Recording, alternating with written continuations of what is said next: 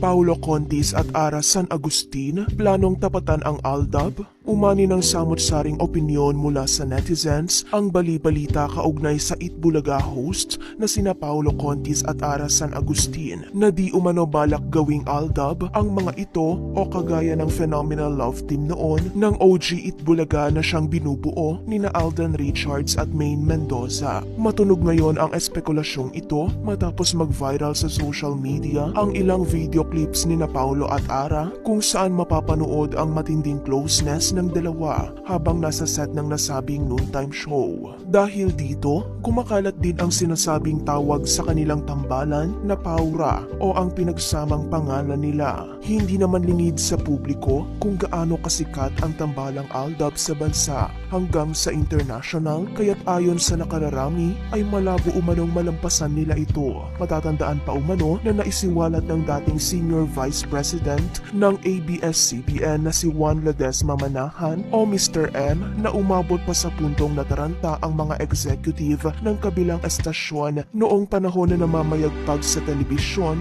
ang Aldab. Pinuna pa ito ng ilang netizen, lalo na ng mga legit fans ng Aldab dahil taliwas daw sa Aldab na siyang naging magandang halimbawa at naging inspirasyon sa libu-libong fans. Hindi naman umano naging huwaran sa publiko si Paulo dahil sa kabila ang kontrobersya na kinahaharap nito. Sa kabilang banda, hindi rin napigilang maglabas ng reaksyon ang batikang kolumnista na si Christy Fermin tungkol sa usaping ito. Ayon kay Fermin, hindi raw magandang gimmick ang pagpapare sa dalawang host para lang tumaas ang ratings ng Itbulaga ng mga halos-hos. Kung gimmick ito na mala Aldab dahil nagtagumpay ang Itbulaga noon kina Alden Richards at Maine Mendoza, hindi na po ito panahon na ganoon. Ibang klase na po ang labanan ngayon. Alam na natin kumilatis kung ano ang dekolor at kung ano ang puti. Hindi magandang gimmick yun sa isang programa para tumaas. Saad nito. Samantala, narito ang komento ng ilang netizen. Kuhang-kuha nito inis ko.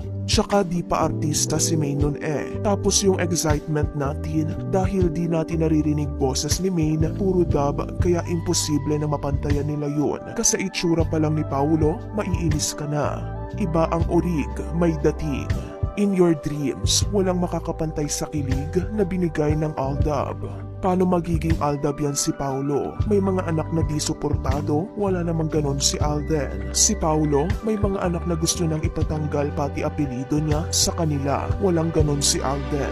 In short, kailangan kahit papaano huwaran idolo. Ano yan pagkain na nga lang ng anak mo, di mo maibigay, bahala na ang nanay. Aldab 2.0 nga kaya? Ano ang opinion mo sa tambalang Paura?